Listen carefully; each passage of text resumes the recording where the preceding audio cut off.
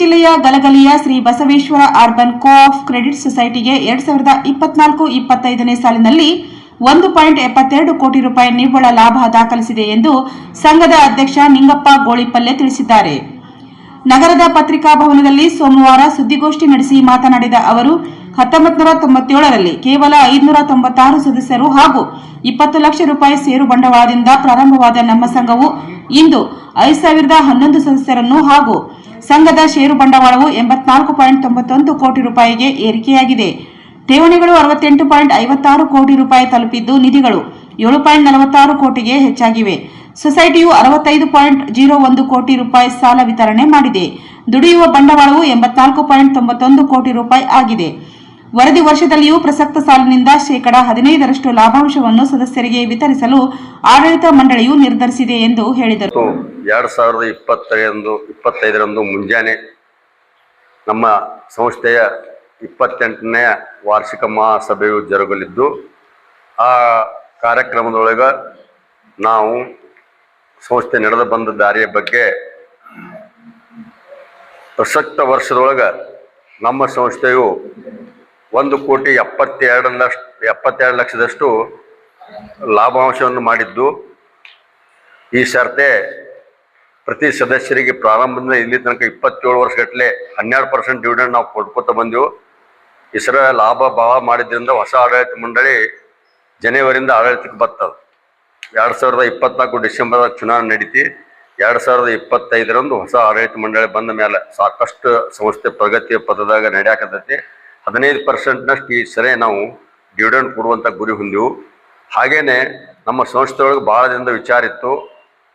Death member fund ಅಂತಾರೆ, ಮರಣೋತ್ತರ ನಿಧಿ, ಸದಸ್ಯರ ಮರಣೋತ್ತರ ನಿಧಿಯನ್ನು ಕೂಡ ನಾವು ಜನವರಿಯಿಂದ ಸತ್ತಿರ್ತಕ್ಕಂಥ ನಮ್ಮ ಸದಸ್ಯರ ಮನೆಗೆ ಹೋಗಿ ಅವ್ರಿಗೆ ಮಹಾಶುಭ ದಿನದಂದು 1997ರಲ್ಲಿ ಗಲಗಲಿಯ ಒಂದು ಪಟ್ಟಣದೊಳಗೆ Shri Basaveshwara urban credit cooperative society ನಿಯಮಿತ ಗಲಗಲಿ ಸಂಸ್ಥೆ ನಮ್ಮ ಲಿಂಗೈಕ್ಯ ಪರಮ ಪೂಜ್ಯ ಅಪ್ಪಗಳವರ ಕೃಪಾ ಆಶೀರ್ವಾದದಿಂದ ಪ್ರಾರಂಭಗೊಂಡು ಇವತ್ತಿಗೆ 28ನೇ ವಾರ್ಷಿಕ ಮಹಾಸಭೆ ಸಂಭ್ರಮ ಆಚರಣೆಯಲ್ಲಿ ನಾವು ಇದ್ದು, ಇವತ್ತಿನ ದಿವಸ ತಮ್ಮ ಜೊತೆಗೆ ಸಂಸ್ಥೆಯ ಒಂದು ಉದ್ದೇಶಗಳನ್ನು ಸವಿಸ್ತಾರವಾಗಿ ಪತ್ರಿಕಾ ಮಾಧ್ಯಮದ ಮೂಲಕ ಸ್ನೇಹಿತರಾಗಿರ್ತಕ್ಕಂಥ ಮಾಧ್ಯಮದ ಎಲ್ಲರೂ ಆ ಸಂಸ್ಥೆ ನಡೆದು ಬಂದ ದಾರಿಯ ಬಗ್ಗೆ ಒಂದಿಷ್ಟು ಹೇಳಕ್ಕೆ ಇಷ್ಟಪಡ್ತನು.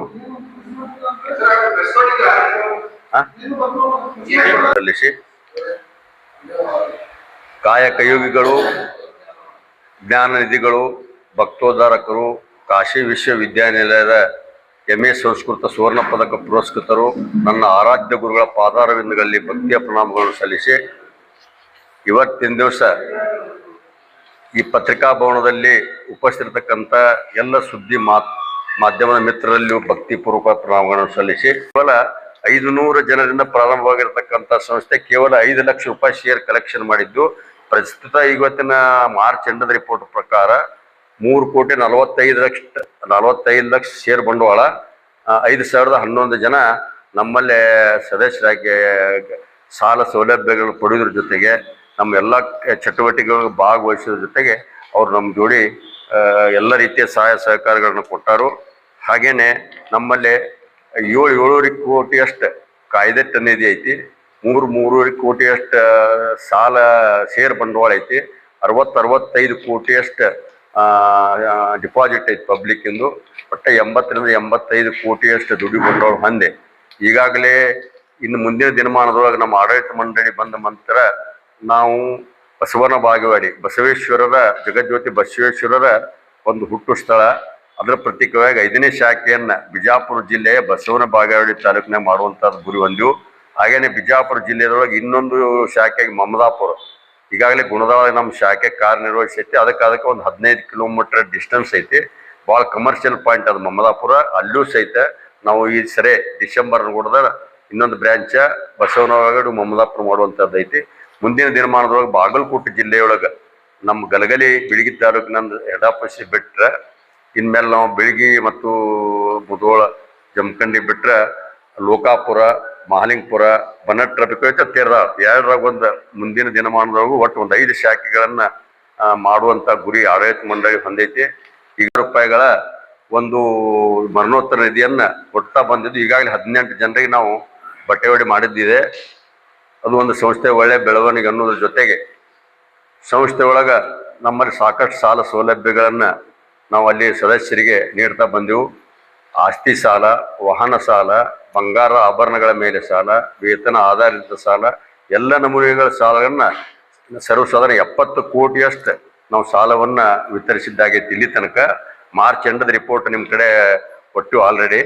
ಅದರೊಳಗೆ ಎಲ್ಲ ಆಸ್ತಿ ಆಧಾರಿತ ಸಾಲಗಳನ್ನು 45-48 ಕೋಟಿಯಷ್ಟು ಕೊಟ್ಟು ಸಂಸ್ಥೆಯ ರಿಕವರಿ 90% ನಮ್ಮದು ರಿಕವರಿ ಇದ್ದ ಆ ಭಾಗದ ಎಲ್ಲ ಸರ್ವ ಸದಸ್ಯರ, ಷೇರುದಾರರ, ಹಿತೈಷಿಗಳ, ಪರಮ ಪೂಜ್ಯ ನಮ್ಮ ಗುರುಗಳ ಕೃಪಾ ಆಶೀರ್ವಾದದಿಂದ ಸಂಸ್ಥೆ ಈ ಸರ್ತೆ ಅತ್ಯಂತ ಗರಿಷ್ಠ ಮಟ್ಟದೊಳಗೆ ನಾವು ಲಾಭಾಂಶನ ಮಾಡಿದ್ದು ತಮ್ಮ ಕಡೆ ಅವಗಾಹನೆಗಾಗಿ ಪತ್ರಿಕೆಯನ್ನು ಕೊಟ್ಟಿವಿ ನಾವು.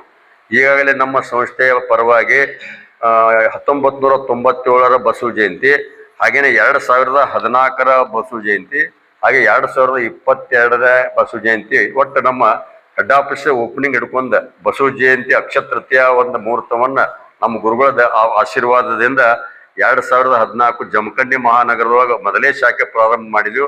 ನಂತರ ನಾವು 2022ರ ಬಸವ ಜಯಂತಿ ದಿನ ನೀತಿ ಸಂಹಿತೆ ಅವಾಗ ಚುನಾವಣೆದು ನಾವೆಲ್ಲ ತಯಾರು ಮಾಡಿದ್ದು. ಒಂದೇ ದಿನ ಮುಧೋಳ, ಬಿಳಿಗಿ, ಗುಣದಾಳ್, ಬಿಜಾಪುರ ಡಿಸ್ಟಿಕ್ನಾಗ ಆ ಶಾಖೆಯನ್ನು ಒಂದೇ ದಿನ 3 ಶಾಖೆಗಳನ್ನು ಉದ್ಘಾಟನೆ ಮಾಡಿದ್ವಿ. ಒಟ್ಟು ಹೆಡ್ ಆಫೀಸ್ ಬಿಟ್ಟರೆ 4 ಶಾಖೆಗಳು ನಮ್ಮ ಕೆಲಸ ನಿರ್ವಹಿಸ್ತವು. ಆಮೇಲೆ